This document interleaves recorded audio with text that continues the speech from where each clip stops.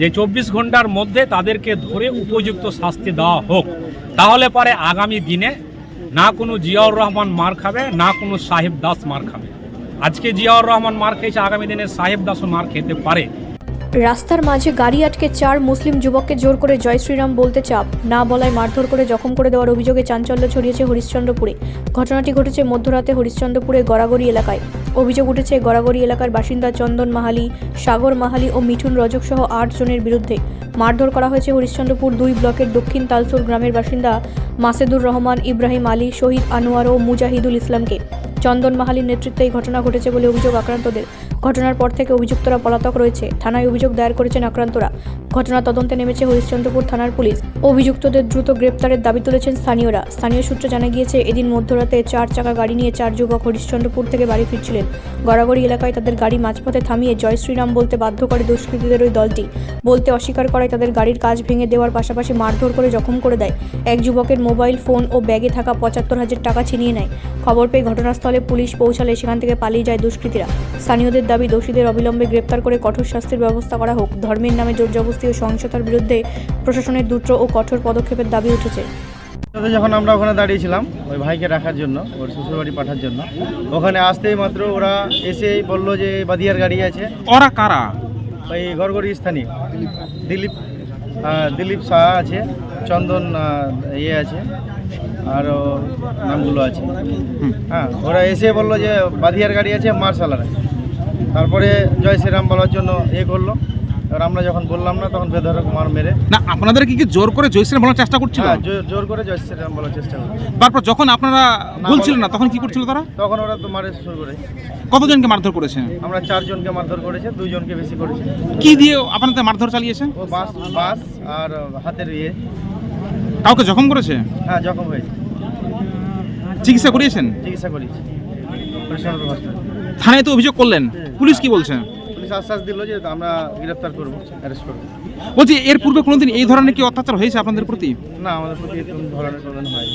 তাহলে এই ধরনের হচ্ছে কেন এখানে হরিশ্চন্দ্রপুর মাটিতে? কি মনে হচ্ছে? সেটা তো ওরা একটা সাম্প্রতিক চেষ্টা, মানে এই দ্বন্দ্ব লাগানোর চেষ্টা করছে। আপনার নাম? মাসিদুর রহমান, বাড়ি দক্ষিণ তালসুর।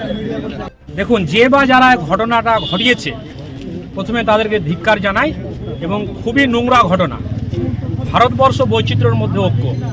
এখানে সর্বধর্মের মানুষ আপনি দেখবেন, প্রত্যেকের যে কোনো প্রোগ্রামে দেখবেন একসাথে থেকে উৎসবটা পালন করে। একে অপরের আপনি বিবাহ অনুষ্ঠান বলেন আর যে কোনো অনুষ্ঠান বলে সবাই যায়। আজকে যে জিনিসটা ঘটেছে এই গড়গড়িতে, এটা সত্যি খুবই নিন্দনীয় এবং জঘন্য। এবং যে বা যারা এটা ঘটিয়েছে, প্রশাসন তদন্ত করছে এবং বিশ্বাস যে তারা ধরবে। এবং প্রশাসনের কাছে আমার একটা দাবি এবং অনুরোধ দুটোই, যে 24 ঘন্টার মধ্যে তাদেরকে ধরে উপযুক্ত শাস্তি দেওয়া হোক।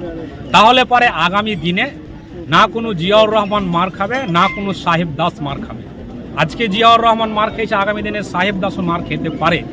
সুস্থ হরিশ্চন্দ্রপুরের পরিবেশ, এই যে মানে বিশৃঙ্খলা করার একটা বাজে পরিবেশ তৈরি করার, যেটা এক সময় ঘটেছিল, আমরা দেখেছিলাম, সবাই সাফারার হয়েছিলাম, সেটা হতে আমরা হরিশ্চন্দ্রপুরের কোনো জনসাধারণ হতে দিব না। এটা আমাদের অঙ্গীকার। আর এর ব্যবস্থা অতি সত্বর প্রশাসন। এটা কেউ বা কারা হয়তো এটা প্ল্যান মাফিক এটা হরিশ্চন্দ্রপুরে করে এটা করা হচ্ছে যে এখানকার বিশৃঙ্খলা পরিবেশ তৈরি হোক। আমাদের তো অ্যাকচুয়ালি এটা পশ্চিমবঙ্গে ছিল না। কয়েকদিন আগে একটা রাঙাইপুরে যে ঘটনাটা ঘটেছে খেজুর বাড়িতে, সেটাও খুব নিন্দনীয় এবং জঘন্য। এই সব যারা করে থাকে তাদের কোনো ক্ষমা নেই এবং তাদের কোনো, আমি মনে করি, জাত হয় না। ওরা অ্যান্টি সোশ্যাল, ওরা ক্রিমিনাল, ওরা মানে সমাজের কাছে ওরা হচ্ছে মানে সবচাইতে অপরাধী এবং সবচাইতে খারাপ কাজ যারা করে তাদের মধ্যে ওরা গণ্য হবে। এটাতে জাতি বলে কোনো কিছু হয় না যে এই জাত ওই জাত। যে বা যারা এটা করে থাকুক তাদের বিরুদ্ধে প্রশাসন কঠিন থেকে কঠিনতর ব্যবস্থা নেবে। স্যার, আমরা আসছিলাম কারণে আমার ভাইকে রাখতে। কোথায় রাখতে আসছিল? আমার ভাইয়ের শ্বশুর বাড়ি। তো ওখানে গিয়ে ওকে নামালাম। নেওয়ার পরে আমরা গাড়িতে বসে আছি। গাড়িতে বসে থাকাকালীন আমাদেরকে 3 জন মিলে আসে, চারিদিক গাড়ির পিছন ঘুরে এবং আমাদেরকে অ্যাটাক করে। ডাইরেক্ট এসে কলার ধরে নেয়, আমাদের কলার ধরে গাড়ি থেকে বের করে নিয়ে আমাদেরকে একদম রাস্তায় বেধড়ভাবে মারধর করা হয়। তারপর স্যার আমাদেরকে বলা হয় যে তোরা বাঁধিয়ে আছি, তোদেরকে মারবো, এখন তোদেরকে আরও কয়েকজনকে মেরে আসলাম, আমি এখন তোমাদেরকে মারবো। তারপর আমাদেরকে জয় শ্রীরাম বলাচ্ছে, জোর করে বলছে জয় শ্রীরাম বলো, নাহলে তোমাদেরকে আমি মেরে ফেলবো, এখানেই মেরে ফেলে দেবো। কয়েকজনকে মেরে আসলাম, তোমাদেরকে মেরে ফেলে দেবো। তো আমরা জোর করে জয় শ্রীরাম বলাচ্ছে স্যার, না বলার কারণে 3 জন ছিল ওরা। তারপরে আমাদেরকে মেরে মারধর করার পরে তারপরে আবার ওরা 7-8 জন চলে এসছে, প্রায় ওরা 15 জন চলে এসছে। 15 জনকে মধ্যে আমাদের 3 জন ছিলাম, 3 জনকে আমাদেরকে মেরে এখন জখম করে দিয়েছে স্যার। ব্যুরো রিপোর্ট, রাষ্ট্রীয় প্রসার বাংলা।